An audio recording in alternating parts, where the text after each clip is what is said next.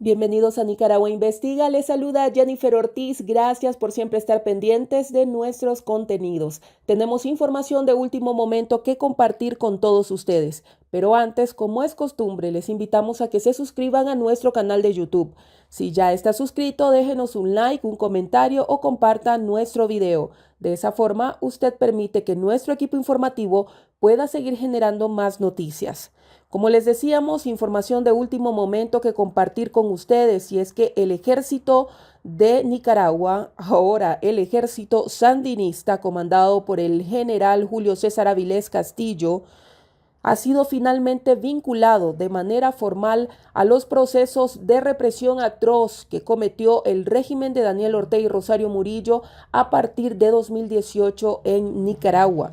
Esto a través de un informe que fue presentado hace pocos momentos en Ginebra, en una sesión de la Organización de Naciones Unidas por el grupo de expertos de derechos humanos sobre Nicaragua conocido como GREN, que expone a detalle cómo fue la participación del ejército, principalmente de altos jefes de las fuerzas militares, en los crímenes de lesa humanidad que ha cometido el Estado nicaragüense en contra de su población tras el levantamiento popular de abril. Según este grupo de expertos, el ejército participó activamente en la represión y, óigalo bien, cometió ejecuciones extrajudiciales. El informe es claro en asegurar que el papel del ejército no fue para nada tímido y que, por el contrario de lo que dio a conocer el régimen de Daniel Ortega en su momento, que dijo, al igual que lo dijo también Julio César Avilés, que la única participación que tuvieron ellos fue supuestamente el de resguardar y proteger a activos o puntos estratégicos. Ellos sí participaron en neutralizar a los manifestantes, así lo dice este informe. Una situación que ya había sido denunciada por muchísimos grupos de oposición y por diferentes personas que entregaban incluso pruebas de que había oficiales en activo del ejército, pero también retirados del ejército, que participaron como parte de estos grupos de civiles que atacaban a la población y que se les conoció como paramilitares. Sin embargo, había mucha timidez, había mucho recelo de estos grupos de derechos humanos internacionales de apuntar directamente al ejército.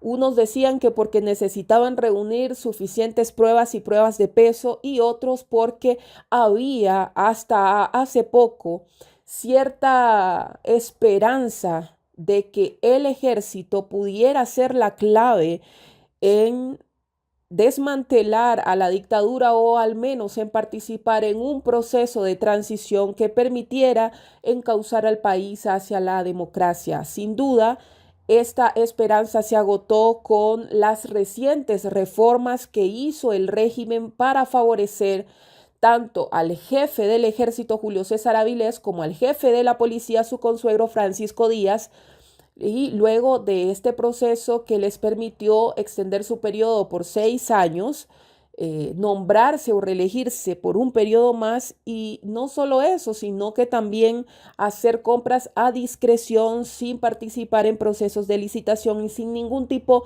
de vigilancia. Hoy precisamente el consuegro de Ortega va a ser juramentado nuevamente por otro periodo más. De esta manera quedaron completamente agotadas las expectativas que pudo haber tenido la comunidad internacional o cualquier otro grupo de derechos humanos en torno a un papel trascendental que pudiera jugar el ejército en este sentido. Una posición que también había mantenido el hermano de Daniel Ortega, Humberto Ortega, quien ya sabemos el final que tuvo luego de sugerir precisamente eso, que el ejército sería determinante para lograr que Nicaragua llegara a un entendimiento. El grupo de expertos en derechos humanos sobre el tema de Nicaragua asegura que ha reunido información fidedigna y confiable, en la que es posible asegurar sin ningún tipo de dudas de que el ejército participó en el estallido social de abril desde un papel represivo, sumamente activo. Ellos detallan que hubo una reunión con altos mandos militares de las dependencias del Comando de Operaciones Especiales, de inteligencia y contrainteligencia, del Estado Mayor y de la Dirección General. Y en esa reunión se determinó que el país se enfrentaba a un golpe de Estado orquestado por organizaciones sociales. Eso fue lo que dijo el ejército. Y por esa razón se ordenó desde la presidencia que los militares debían actuar en pro de frenar a los manifestantes, y así lo hicieron sin ningún tipo de contradicción, sin ningún tipo de cuestionamiento a Daniel Ortega sobre el papel que les estaba mandando a jugar en ese momento tan determinante para el país.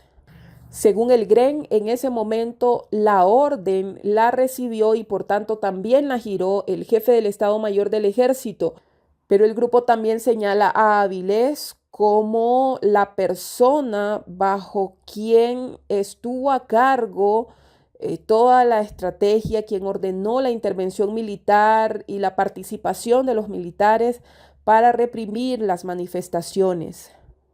Según este grupo de expertos, el ejército tuvo varios tipos de participación. Entre ellos se encargó de entrenar a policías, a parapoliciales, a militantes del sandinismo, porque hubo mucha gente que se involucró en reprimir a la población. Entre estos también había miembros de la juventud sandinista.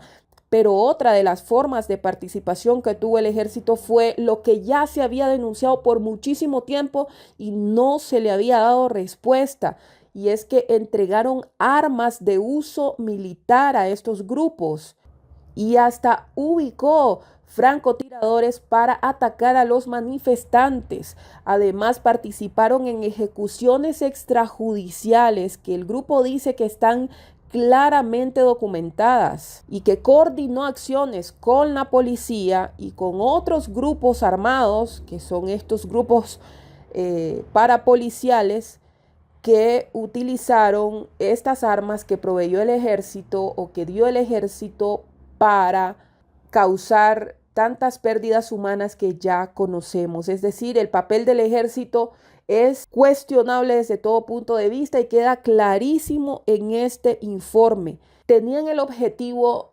no de reprimir o de contener las manifestaciones, iban directo a matar, iban directo a provocar pérdida de vidas humanas para dejar una clara lección contra el régimen de Daniel Ortega. Nadie se puede levantar, y esto para ellos era un golpe de Estado, no era una genuina protesta social que empezó por unas reformas al Instituto Nicaragüense de Seguridad Social completamente inconsultas, que generaron indignación masiva y que recrudeció esa indignación a causa de la respuesta estatal que se basó en disparos de la policía.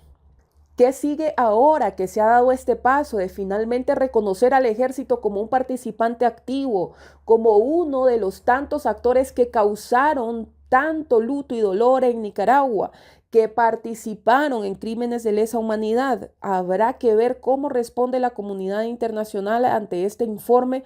En otras ocasiones lo que ha sucedido es que este tipo de informes tan contundentes generan como respuesta sanciones internacionales severas. ¿Podría el ejército de Nicaragua finalmente ser sancionado? ¿Podría también con eso ser sancionado el conglomerado empresarial que Nicaragua Investiga y otros medios de comunicación hemos documentado también contundentemente que existe con fines también de sustraer los recursos públicos de los nicaragüenses?